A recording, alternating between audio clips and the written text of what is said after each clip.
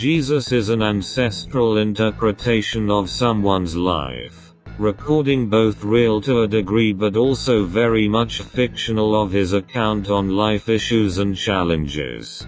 But mostly he is an inspiration shadow type of yourself and what you can do if you believed in yourself and go for it.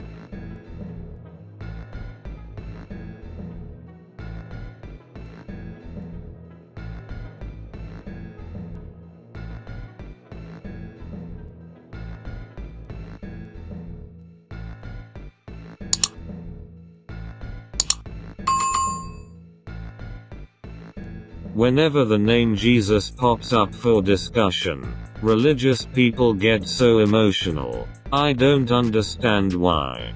When you try to help people escape from the mental slavery of Christianity, it rather provokes them.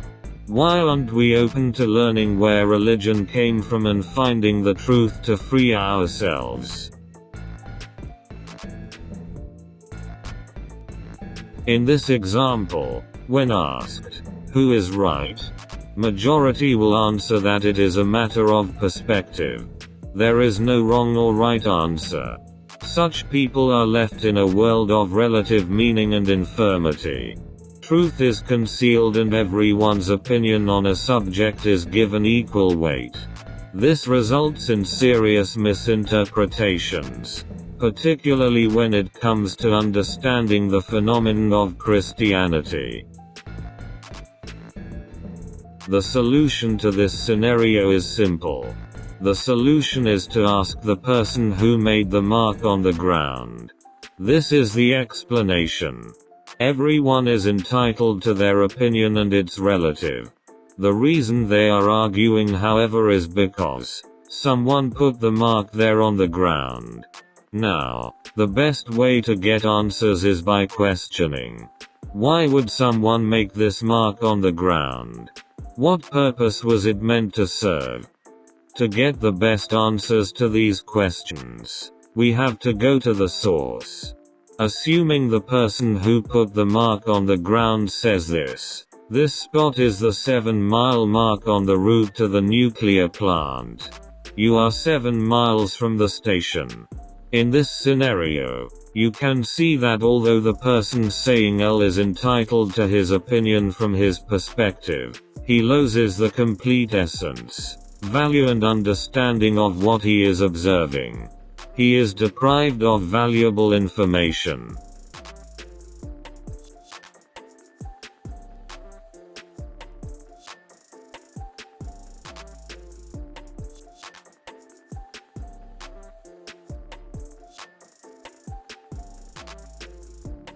The point of this scenario is to highlight the value of history and original sources.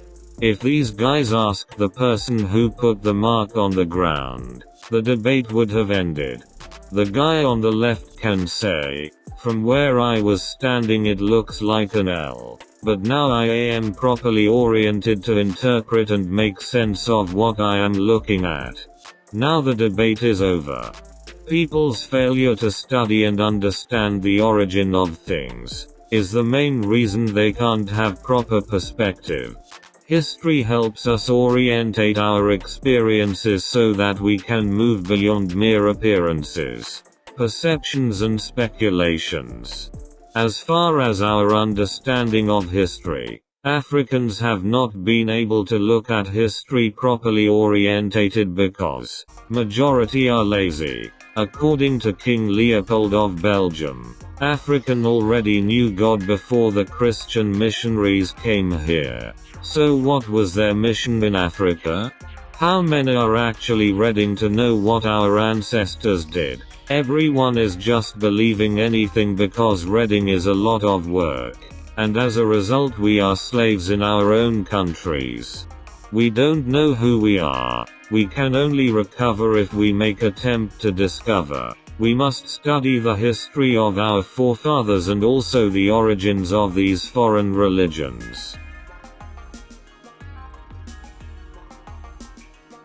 We have to look into the origins of Christianity and the story of the beloved man God Jesus. Who actually invented the character called Jesus Christ and who wrote the Gospels? Why was he invented and for what purpose? Without understanding this, thus the authorial intent, one is only left with the reader's response, and it leaves you with an imprinted brain incapable of thinking outside of the programming. This is where the brainwashing starts. People produces the gravest misinterpretation of Christianity as something called truth. Let's find out if there is any truth about this character called Jesus. The Gospels were created at the end of the Roman-Jewish wars by 3 Roman Caesars known as the Flavians. The reason the Flavians created the Gospels was to replace the xenophobic Jewish messianism that waged war against the Roman Empire with a version of Judaism that would be obedient to Rome. One of the individuals who contributed to the creation of the Gospels was the 1st century historian Flavius Josephus. He was born in 37 CE into the royal family of Judea, the Maccabees. Like Jesus, Josephus was a child prodigy who astounded his elders with his knowledge of Judaic law. Josephus also claimed to have been a member of each of the Jewish sects of his era, the Sadducees, the Pharisees and the Essenes.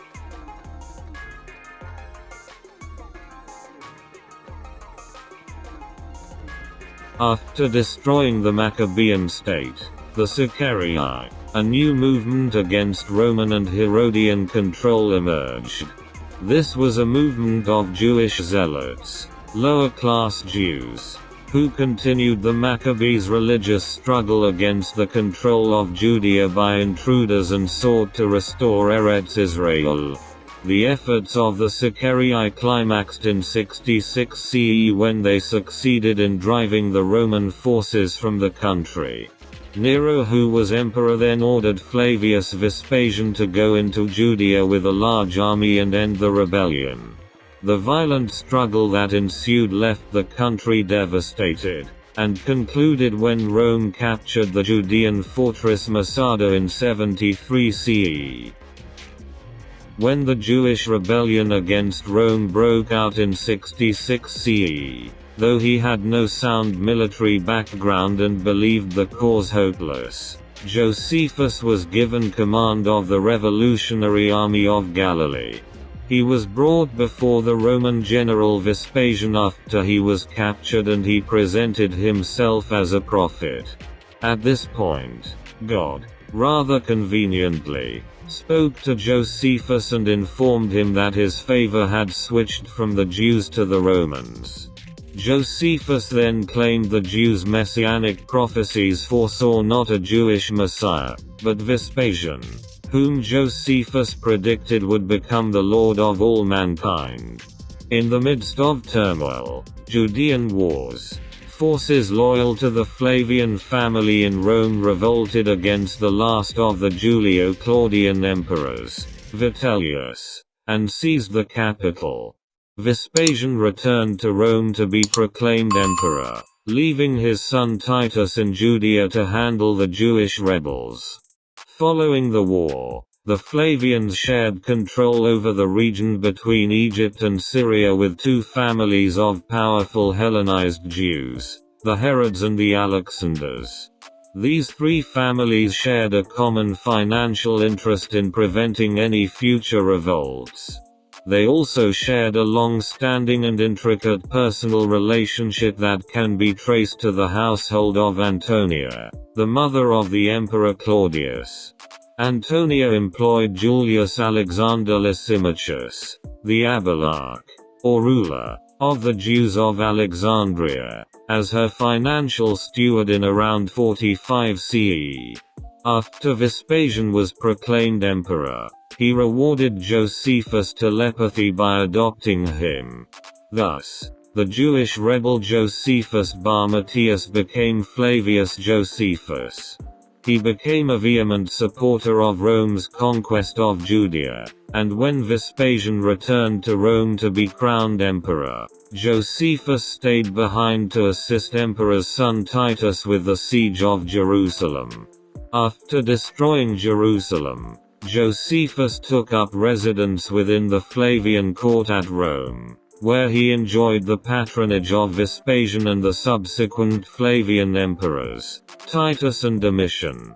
The two major works of Josephus, thus the Wars of the Jews, a description of the 66-73 CE war between the Romans and the Jews, and Jewish Antiquities, a history of the Jewish people, were written during his stay in Rome.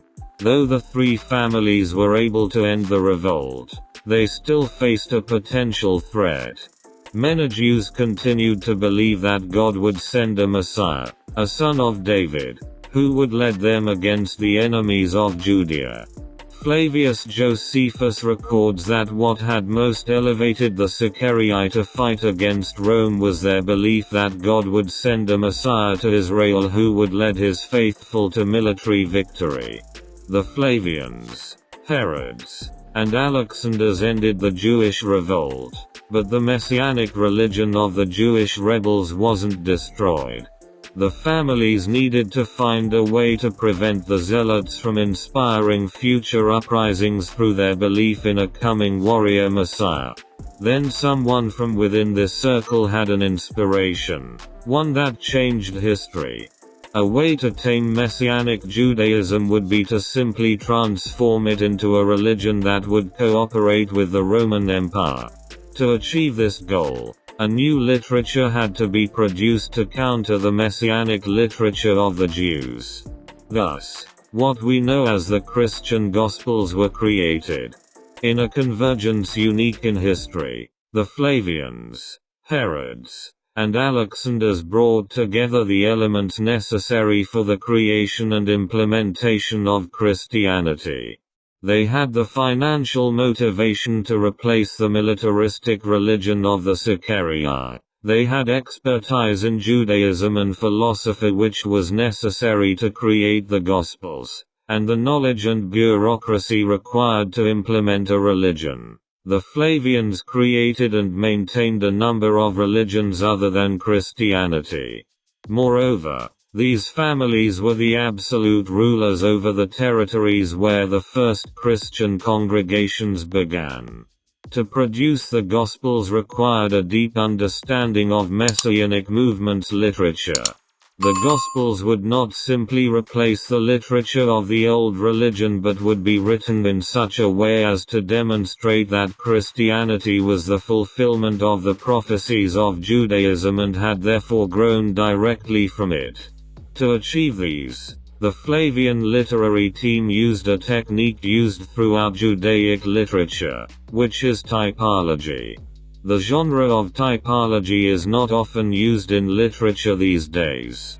Typology is simply the use of prior events to provide form and context for subsequent ones, similar to using an archetype or stereotype to create a new character in literature. The typology in the Gospels is very specific. The system uses repeating names, locations, or concepts in the same sequence.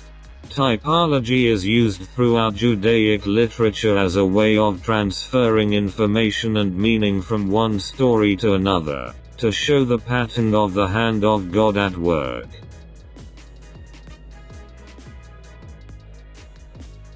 The history of Josephus is of great importance to Christianity. Virtually all that we know regarding the social context of the New Testament is derived from them. Without these works, the very dating of the events of the New Testament would be impossible. Josephus' histories provided Jesus with historical documentation, a fact that is widely known.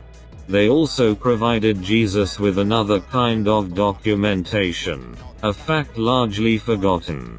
Early Christians believed that the events Josephus described in Wars of the Jews proved that Jesus had been able to see into the future. It is difficult to find even one early Christian who taught another position. Church scholars such as Tertullian, Justin Martyr, and Cyprian were unanimous in proclaiming that Josephus' description of the conquest of Judea by Titus Flavius in Wars of the Jews proved that Jesus' prophecies had come to pass. As Eusebius wrote in 325 CE, if anyone compares the words of our Savior with the other accounts of the historian, Josephus, concerning the whole war, how can anyone fail to wonder and to admit that the foreknowledge and the prophecy of our Savior were truly divine and marvelously strange? The authors of the Gospels used typology to create the impression that events from the lives of prior Hebrew prophets were types of events from Jesus' life. In doing so, they were trying to convince their readers that their story of Jesus was a continuation of the divine relationship that existed between the Hebrew prophets and God.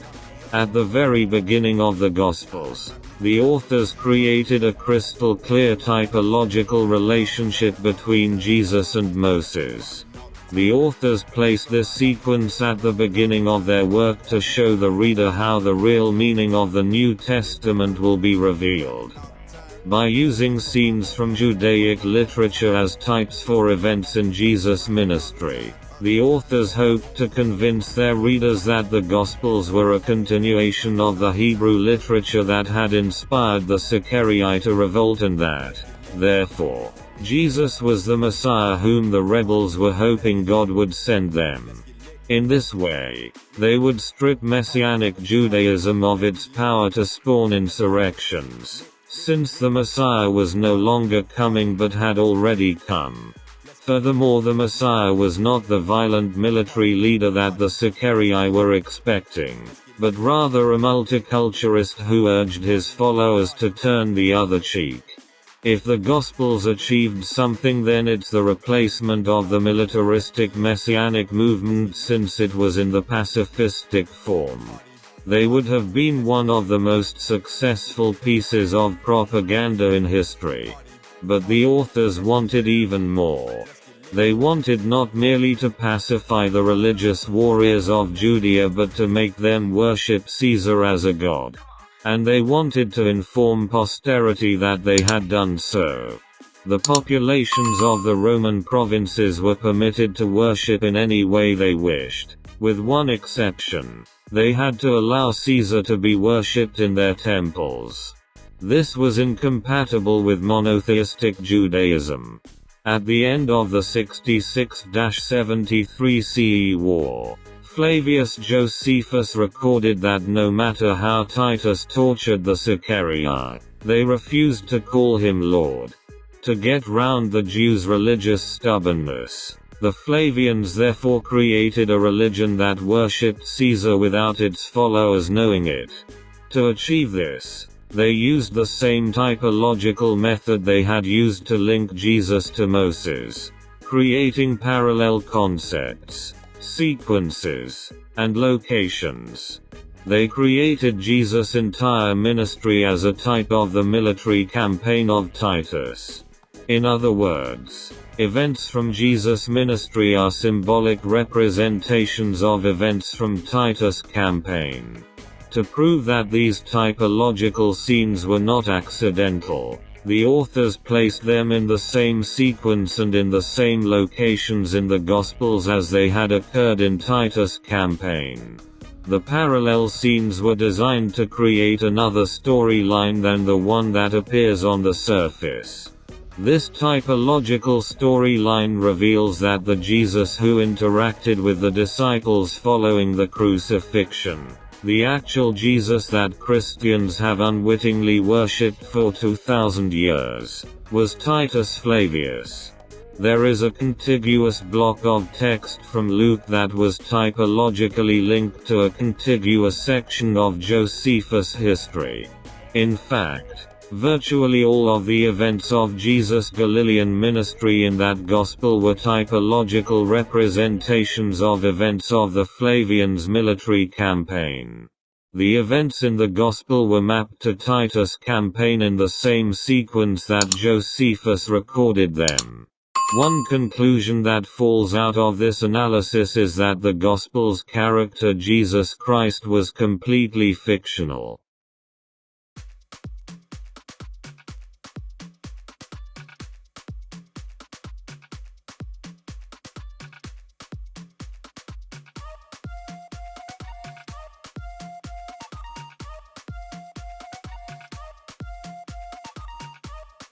All the folklore and the myths started from Africa.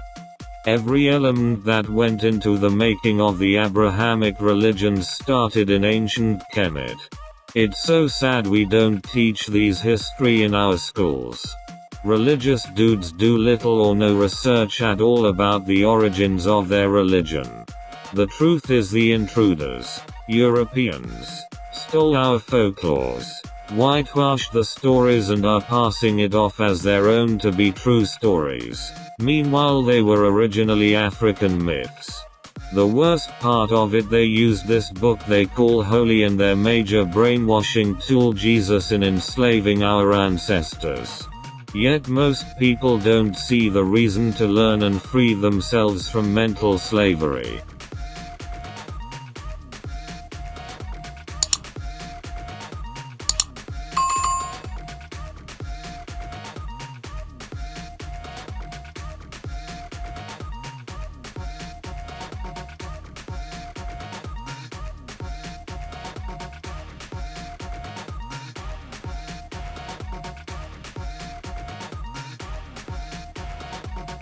Haru, that represented the sun, has the key, which is the Ankh. Now, doesn't it say in Matthews you must have the key to enter the kingdom of heaven?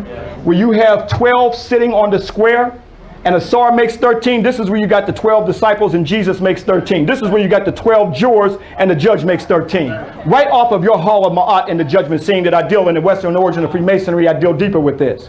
But now it's corrupted. Now you got a Jerry Curl devil and the scales corrupted from your Hall of Ma'at right here. This, brothers and sisters, but when you go to the Vatican, you will notice that Peter is jet black. All this negativity and desecration of black, but Peter is jet black with a meter's crown and a ribbon. But where did that come from? That was a Tsar who's sitting on the square, because he was also the Lord of truth, justice, and righteousness. He's holding the Heka Ankh. That means he's the ruler of life in the spiritual realm. But look at this and see where the meter crown is copied from the hedge crown of Asar, and he sits on the square. Peter sitting on the square was copied from your ancestor Asar. One account after the other, and unfortunately, he got a white woman, came from a black woman's womb, his mother, but yet he's going to deify a anthropoid. When are we going to deify our sisters as the goddesses of the universe? If that was part of our consciousness from day one, you wouldn't have brothers and sisters running around calling bees and so forth. If this was part of our consciousness. They copied this from us, brothers and sisters, as I can validate it with the Pope sits in the Vatican. He sits in this thing called a canopy. This is where he sits at. But that whole concept of the Pope sitting in the canopy was copied from your ancestors, because Asar originally sat in his canopy that's validated on the papyruses that you see right here, copied by the Vatican that you see is right here in the Vatican today. Guilty. Thank you, brother. When you look at the Pope's garments and look at Asar's garments, copied from your ancestors. That's why the church had to make these negative things about you. Here you saw your beautiful black spirit, Asar, the perfect black, sitting on the square. When you go into the Vatican, they said, these are the Roman arches. And here you see the canopy right here. And this is supposed to be the holy city of Rome. I mean, there's more bloodshed under Rome and even on top of Rome. Let's go into the Patasoka shrine, and here you see the arch where they copied the arch from. And inside of this temple right here called the Patasoka shrine, we see Asar who's resurrecting into the afterlife and comes one with his son Haru.